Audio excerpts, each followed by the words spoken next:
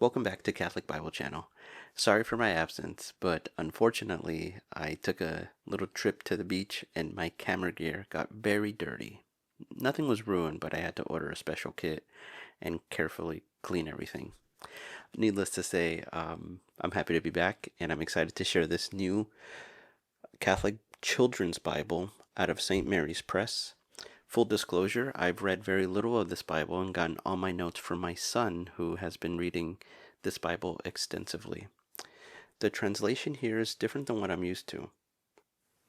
The translation is actually geared towards children. It is called the Good News Translation, but it is approved by the United States Conference of Catholic Bishops, and this Bible is excellent. First off, they have a nice little visual of a bookshelf to view the Bible not as one book, but rather a group of books on various topics. So they organize the Bible under the Pentateuch, historical books, wisdom books, books of the prophet, gospel and acts, letters, and if you notice, Revelation is part of letters here, but it's kind of a little bit sideways there. And that's a great visual for children to have. If you look at the bottom of the text, they do color coordinate those various sections, and it looks pretty good. So it's easy to find if you wanted to go straight to, let's say, the Gospels. You could just find the appropriate color.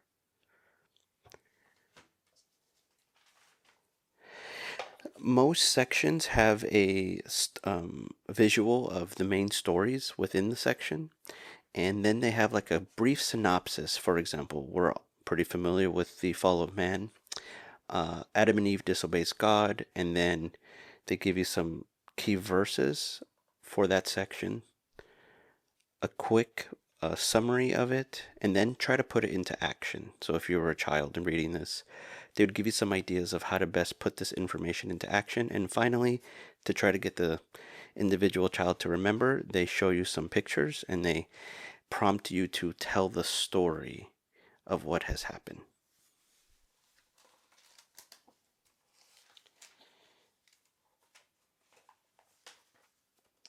I particularly like the way they set out numbers, and I actually think this is just part of the translation, not just a unique feature of this Bible.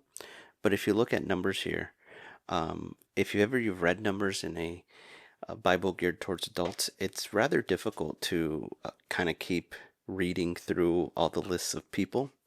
But here they just kind of organize them. Now they do lump the verses together like 18 to 24. If you were to open up your adult Bible, you would see the verses written very differently. But this is just a quick way to tell you how the various numbers of the Israelites, and I found that to be very, very useful. At the start of every book, they have this great feature where they give you bullet points on the most important stories within the book. So, for example, in the first book of Kings, there are 4 featured stories. Solomon asked God for wisdom. Solomon built a temple to worship God. Elijah shows the power of God, and God speaks to Elijah in a whisper. And then the relevant page numbers and verse numbers to go read those stories. So if you are new to the Bible, especially from a kid's point of view, but even adults, if you were reading the first book of Kings, you would want to really focus on these 4 main stories, and they have this for every book, which is really, really neat. In addition, in the table of contents, you could see the list of featured stories for all 73 books.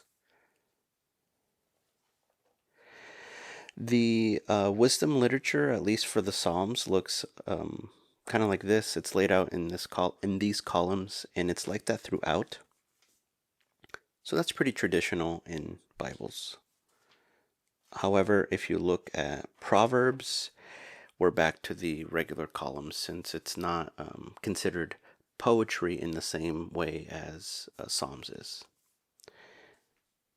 Flipping ahead, excuse me.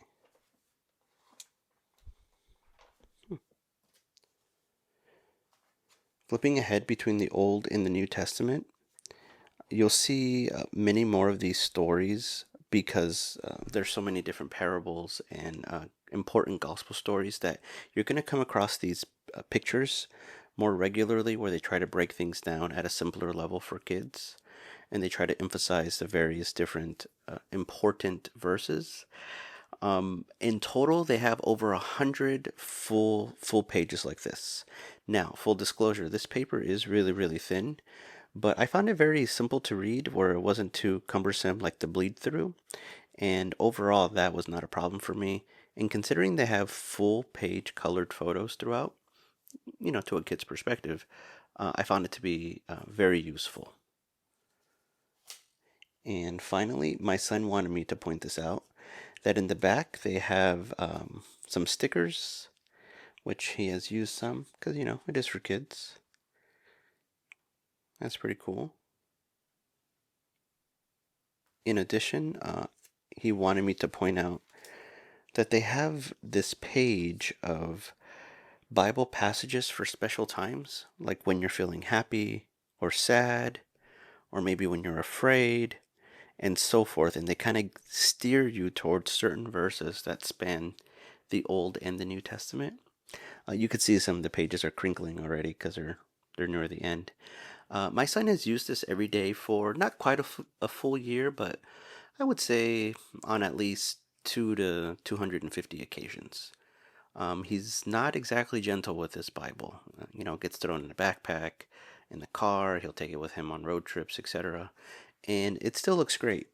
The end pages have gotten a little bit um, sort of worn like this, but by and large, this Bible looks awesome for being used so much by a child, and I cannot recommend it enough. However, one caveat: if you look online, like on Amazon or something, I think they give you the age range for this Bible to be somewhere between the ages of 5 and 10. That's a little lofty. It's probably more like 9 and 12, 9 through 12 years old. Someone who's 5 years old will not be able to read this, even if they read at a first grade level. I would say the reading level is something closer to fifth or sixth grade. In addition, for parents, you don't just want to give even this Bible to a child and say, go read it all.